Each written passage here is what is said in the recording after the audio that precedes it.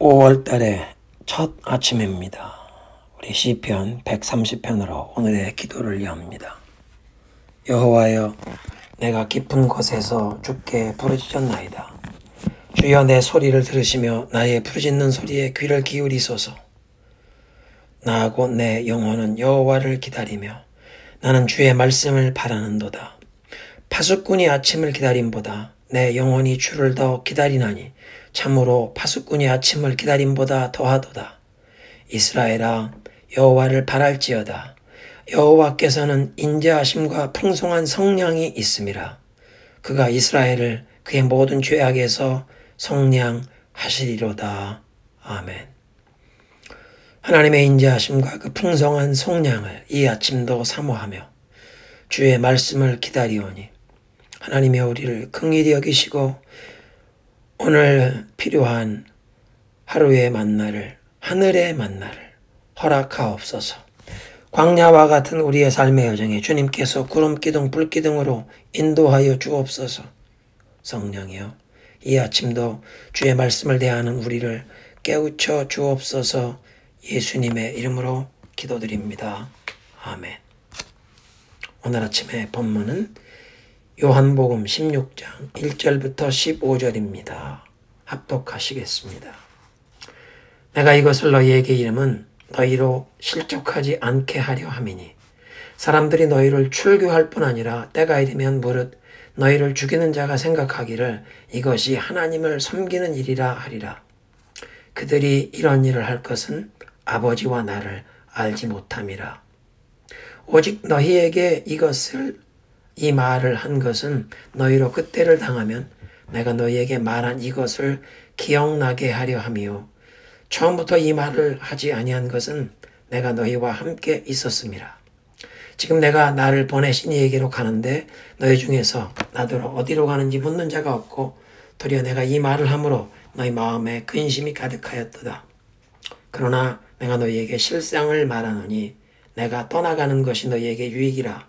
내가 떠나가지 아니하면 보혜사가 너희에게로 오시지 아니할 것이요. 가면 내가 그를 너희에게로 보내리니 그가 와서 죄에 대하여 의에 대하여 심판에 대하여 세상을 책망하시리라. 죄에 대하여라 함은 그들이 나를 믿지 아니하며 의에 대하여라 함은 내가 아버지께로 가니 너희가 다시 나를 보지 못하며 심판에 대하여라 함은 이 세상 임금이 심판을 받았음이라. 내가 아직도 너희에게 이를 것이 많으나 지금은 너희가 감당하지 못하리라. 그러나 진리의 성령이 오시면 그가 너희를 모든 진리 가운데로 인도하시리니 그가 스스로 말하지 않고 오직 들은 것을 말하며 장래일을 너희에게 알리시리라. 그가 내 영광을 나타내리니 내 것을 가지고 너희에게 알리시겠습니다. 무릇 아버지께 있는 것은 다 내 것이라. 그러므로 내가 말하기를 그가 내 것을 가지고 너희에게 알리시리라 하였노라. 아멘.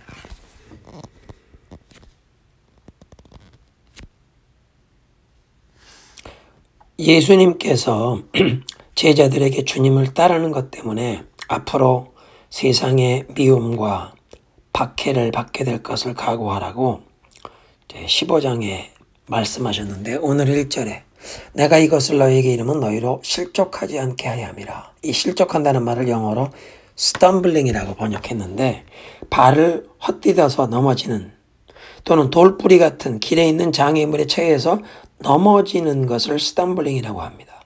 성경에서 이 실족함이란 시험에 쓰러지는 영적으로 넘어지는 것을 뜻하는데 주님께서 제자들에게 앞으로 신앙 때문에 경험케 될 박해와 환난을 미리 알려주시고 그래서 마음을 준비하여 그런 환난과 어려움을 만날 때 놀라거나 낙심치 않도록 의심하지 않도록 그래서 영적으로 넘어지지 않도록 준비시킨다고 하십니다. 2절에는 이제 앞으로 박해가 심해져서 제자들을 회당에서 출교하거나 죽이는 순교가 일어날 것을 말씀하시는데 그렇게 박해하는 자들은 자기네가 하는 그러한 일이 하나님을 열심히 섬기는 일이라고 생각할 때가 올 것이라고 경고하십니다. 실제로 사도행전에 보면 스데반 집사가 순교를 당할 때 그 주동자였던 사울과 다른 유대교 종교인들은 자신들이 이스라엘의 하나님께 충성하는 것이라고 생각하면서 스데반을 돌로 쳐서 죽였습니다. 15장에 예수님께서는 이제 제자들이 세상에 미움과 박해를 받을 것을 예고하셨는데, 그 당시 상황을 얘기하자면 로마의 황제를 숭배하는 또는 각종 우상 숭배자들에게 박해를 받는 그런 것이었다면, 여기 16장의 박해자들은 그런 우상 숭배자들이 아니라 유대교 지도자들입니다. 여호와 하나님을 믿는다는 사람들이 제자들을 회당에서 출교하고 죽이기까지 하면서 하나님께 충성한다고 자각할 것이라. 3절에 그들이 이런 일을 할 것은 아버지와 나를 알지 못함이라. 구약 성경을 잘 안다고 자부하고 아브라함의 하나님, 이삭의 하나님, 야곱의 하나님을 잘 섬긴다고 자부하는 사람들이었지만 예수님을 거부하고 십자가에 못 박았을 뿐 아니라 이제 그 나사렛 예수를 믿고 따르는 사람들을 박해하는 자들은 결국은 하나님을 제대로 모르는 자들이요, 그 성부 하나님께서 보내신 하나님의 독생자, 하나님의 아들 예수 그리스도를 모른다고 하십니다. 4절에 오직 너희에게 이 말을 한 것은 너희로 그때를 당하면 내가 너희에게 말한 이것을 기억나게 하려 함이라. 박해와 환난의 때에 주님께서 하신 말씀을 기억하여 그 말씀으로 인하여 위로를 얻고 용기를 얻도록, 소망을 품도록, 그런 어려움 중에서 믿음으로 더 굳게 서서 인내할 수 있도록 미리 말씀해 주시는 것입니다. 그리고 이제 앞으로 이렇게 박해를 받는 환난의 때가 다가오는데 주님께서 떠나가시는 것이 제자들에게도 유익하다고 7절에 말씀하십니다. 내가 떠나가지 아니하면 보혜사가 너희에게 오시지 아니할 것이요 가면 내가 그를 너희에게 보낼 것이다. 예수님께서는 사람의 몸을 입고 찾아오셨기에 공생의 기간 동안 시간과 공간의 그 제약 안에서 100% 사람들의 그 제약받는 것을 함께 공유하시면서 사역을 하셨습니다. 그래서 피곤해지시면 주무셔야 하셨고 시량하시면 음식을 드셔야 하셨습니다. 예수님께서 갈릴리에 계시는 시간에는 예루살렘에 계실 수가 없었습니다. 그런데 예수님이 떠나가시고 성령님을 보내주시면 성령님은 시간과 공간의 그 틀 안에 제약을 받으시는 사람의 몸을 입으신 분이 아니시기에 한 시간에 전 세계 어느 곳이든 성도들과 함께 계시고 역사하시는 무소부재하신 하나님이십니다. 그러니까 예수님께서 하늘나라로 승천하여 돌아가시고 그 대신 보혜사 성령을 보내어 주시는 것이 제자들에게, 우리 신자들에게, 특별히 이제 앞으로 박해와 환난의 때가 다가오는데 더 유익하다고 말씀하는 것입니다.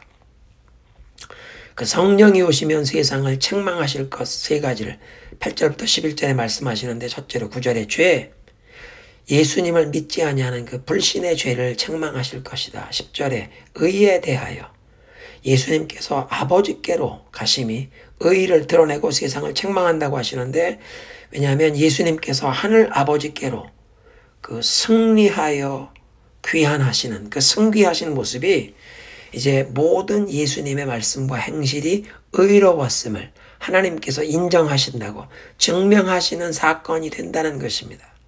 그러니까 예수님께서 하신 모든 말씀을 믿고 순복하라고 하나님이 인정하시는, 공인하시는 사건이라는 것입니다. 예를 들면 예수님께서 내가 곧 길이요 진리요 생명이니 나를 통하지 않고는 하나님 아버지께로 갈 자가 없다.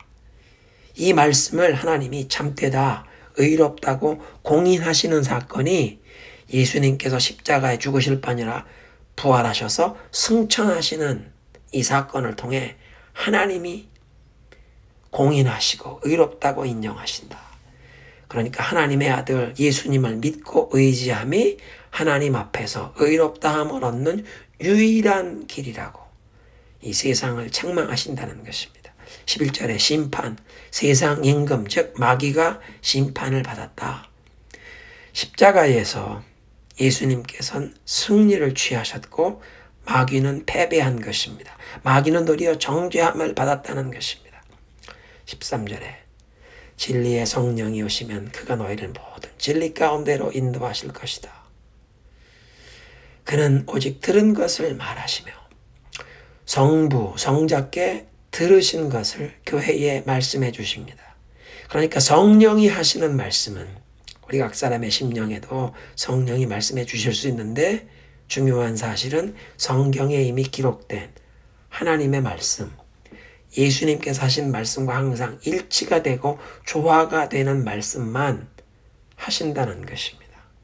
성부, 성자, 성령, 삼위 하나님 간의 대화 속에서 들은 것을 말씀하시는 분이라고 말씀하십니다. 장래일을 너희에게 알리시리라.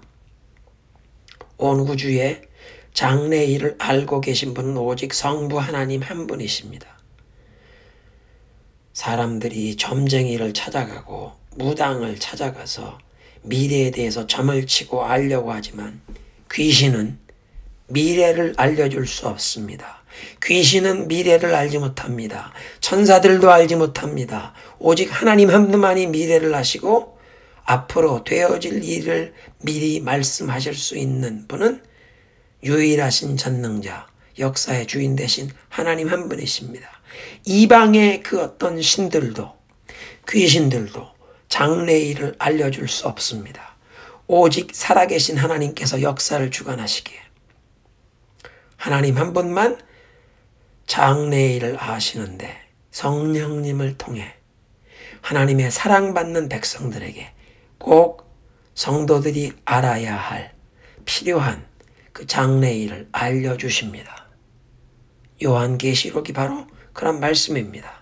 사도행전 11장 27절 이하에 보니까 안디옥 교회에서 바나바 목사님과 바울이 성도들을 2년간 하나님의 말씀으로 양육하여 교회가 든든히 세워져 가는데, 그때 그 안디옥을 방문한 선지자들이 있었는데 그 중에 아가보라는 사람을 통해서 성령께서 예언의 메시지를 주십니다. 천하의 앞으로 흉년이 들리라. 그런데 그 예언의 말씀대로 로마 황제 글라우디오 시절에 이런 흉년이 찾아왔고, 국제적인 무역 도시였던 그 안디옥에서 비교적 경제적인 능력이 있었던 교우들이 유대 땅에 있는 어려움 당하는 성도들을 도우려고 사랑의 헌금을 모금해서 바나바 목사님과 바울의 손으로 예루살렘에 전달했다는 기록이 그 사도행전 11장에 있습니다. 성령님께서 장래일을 알려주셨던 예입니다.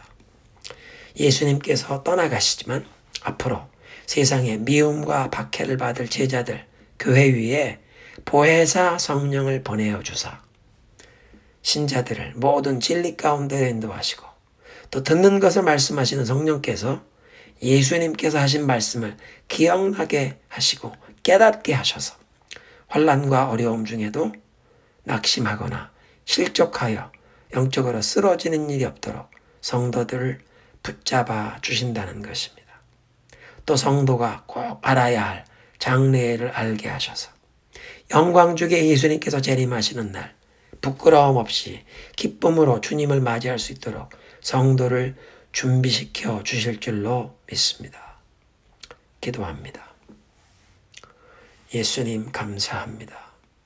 하늘아버지께로 떠나가시면서 보혜사 성령님을 보내어 주셔서 언제 어디서나 주를 믿고 따르는 주의 백성과 함께 동행하시는 성도의 심령을 성전 삼아 내주하시는 그 성령님의 인도하심을 허락하시니 감사합니다.